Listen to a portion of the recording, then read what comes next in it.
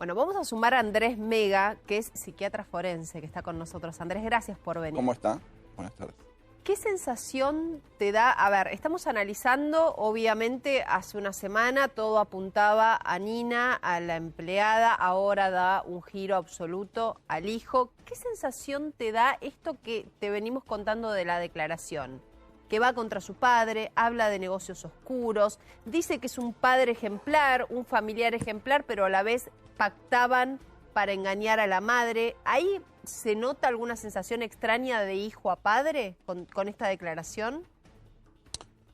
La actividad del psiquiatra forense es examinar y sacar conclusiones lo más científicas posible. Con lo cual tiene que evitar todos los comentarios y toda la información que pueda parecer tendenciosa de un lado y del otro. O sea, sensaciones no. No sensaciones. Bien. Básicamente, ¿por qué? Explico por qué. Porque un informe en el ámbito judicial de un perito forense puede ser revisado al año, a los 5 años, a los 10 años, a los 20 años, y ser llamado ese perito que firmó ese informe y haber aparecido circunstancias nuevas que pongan en cuestión la legitimidad. Excelente. Y la, o sea, que lo que te pregunto el rigor es al científico, revés. claro. Dejamos las sensaciones de lado. Te llaman para este caso y vamos ahí. ¿Qué datos o qué cosas mirás? Lo básico y lo esencial es tratar de reunir toda la información posible, ponerla sobre la mesa y obviamente proceder al examen psiquiátrico forense de las personas. ¿Puede alguien sostener frente al crimen de los padres si efectivamente fue el autor? ¿Puede sostenerse en una declaración defendiéndose durante 6 horas? ¿Puede haber ese nivel de frialdad? Perfectamente, Rolando, yo le cuento. Uno de los métodos que los americanos estiman como más fidedignos es el test del polígrafo. El test del polígrafo detecta variaciones en temperatura, en presión arterial, en pulsaciones cardíacas, frente a afirmaciones o negaciones que puedan alterar la onda que transcribe el polígrafo y en base a eso el que lee el polígrafo decir está mintiendo o está diciendo la verdad.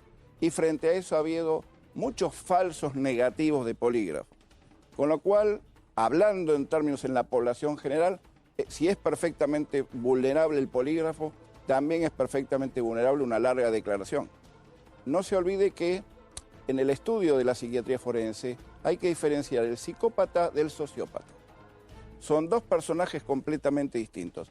El psicópata es el que generalmente tiene abiertos conflictos con la ley y comete torpezas o situaciones en las cuales es finalmente atrapado. El sociópata, en cambio, puede ser un alto ejecutivo de cualquier firma que tiene la capacidad de metamorfosearse, de engañar, de seducir, de manipular y de burlar. ¿Cómo mantener el equilibrio si efectivamente es el que mató a los padres?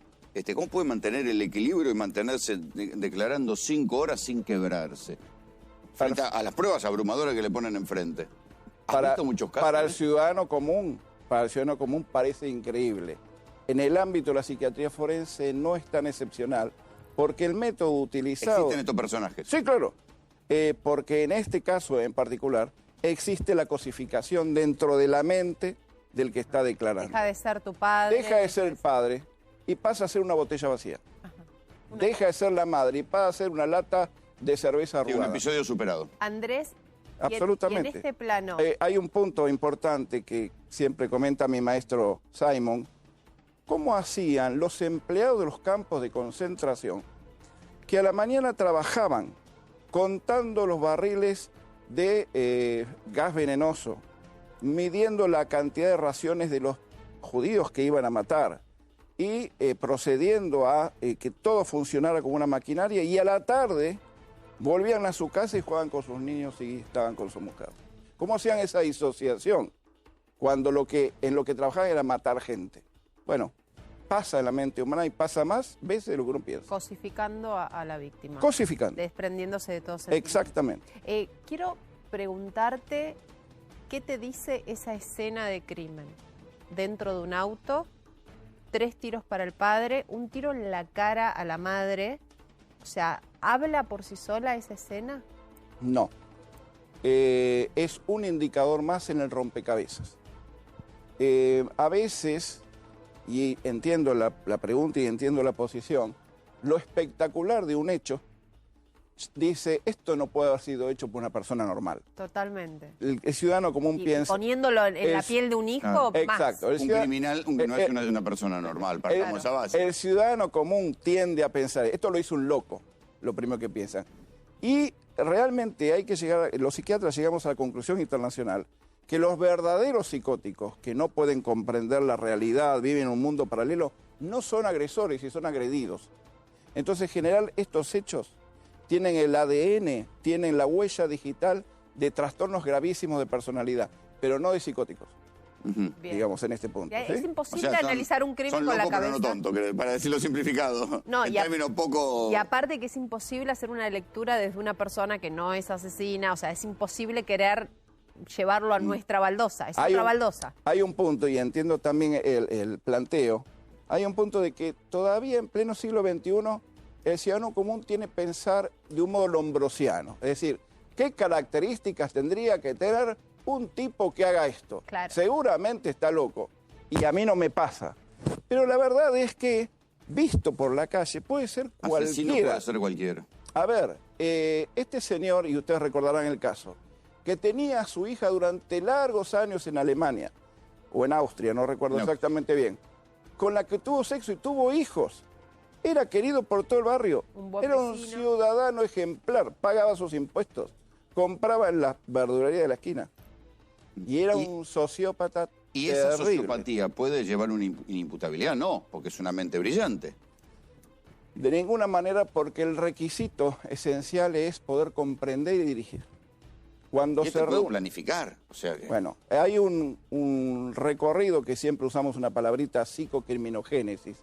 Todo el recorrido para poder entender, planificar, construir, desarrollar y ejecutar.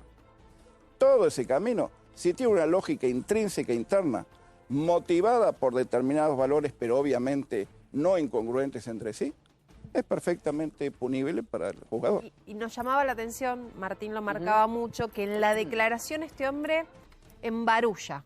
Habla, dice un montón de cosas, mete palabras, como una ensalada de cosas con un te explico constante y no entendés nada de lo que dice. ¿Esto es un rasgo también que se tiene en cuenta? Cualquier persona que, si ustedes tuvieran que entrevistarla, lo que va a tratar de detectar, persona de este tipo, ¿no? Lo primero que trata es la vulnerabilidad tuya y la vulnerabilidad de Rolando. Bien. Y ver con qué contraatacarlos en esa entrevista. Y la vulnerabilidad de él, ¿no? Entonces va a tratar de encontrar algo en la vestimenta, en los gestos y demás, con lo cual atacarlo y hacerlo sentir incómodos. Y generarles malestar. Si vos lo entrevistaras a él, si vos entrevistaras a Martín, tratarías de detectar algo que lo incomode. No, al revés. No. Martín va a tratar Martín con vos. A cualquier entrevistador. A cualquier, con tal de que llegue a falsas conclusiones, de que lo aburra, de que lo canse. Lo confunda. ¿Se entiende? Bien. Es decir, pero Cachito, que vamos a una información de último momento. Gracias, Fabián. El mismo personaje era el que hasta ayer había mensajes de texto de noviembre, se conocieron mensajes de texto donde el padre le decía estoy orgulloso de vos y él le decía te amo al papá y después decía mi papá es un amor. Exactamente, el mismo hombre que contá esto que vos decís, Rolo, fue el que ayer en la declaración indagatoria dijo mi papá era un amor y que al mismo tiempo la declaración dice estábamos estafando a mi mamá, como bien marcó Soledad. La declaración está plagada por momentos de cinismo y de contradicción. ¿A algún acusado de un crimen grave que se mantuviera en sus 13 y siguiera mintiendo, aún frente a las pruebas? Absolutamente. Sin ir más lejos, nos ha tocado, yo trabajé 32 años como médico forense y me ha tocado ver muchos acusados de crímenes de lesa humanidad. Y se mantuvieron siempre sus 13 en el sentido de que habían cumplido un deber para la patria.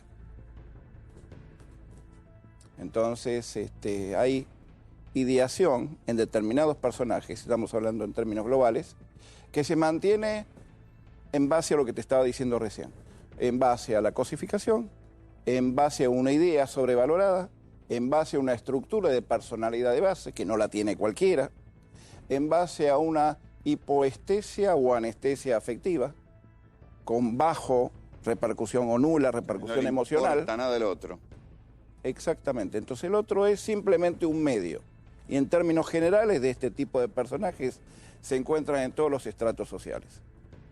¿Puede ser una persona, digo, que tiene un comportamiento absolutamente normal y amoroso y de repente comete un doble asesinato?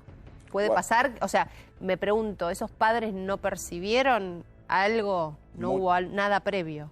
Muchísimos tipos de personalidades son capaces de desarrollar esto.